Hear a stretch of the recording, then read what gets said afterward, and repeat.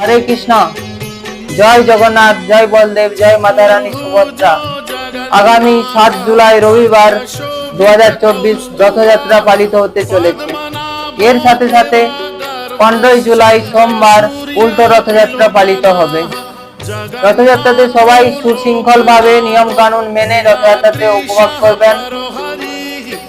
যে সকল ব্যক্তিরা বিভিন্ন পাপ কার্যে যেমন সুরাপান, ব্রহ্ম হত্যা, গো হত্যা, ভ্রূণ হত্যা প্রভৃতি করে থাকেন, তারাও এই রথযাত্রাতে গেলে তাদের পাপ নষ্ট হয়। রথযাত্রার দিনে প্রাতঃস্নান করবেন, মঙ্গল আরতি করবেন, ভগবান বিষ্ণুর পূজা করবেন, প্লাস জগন্নাথ দেব, সুভদ্রা মাতা রানী আর বলদেবের পুজো করবেন।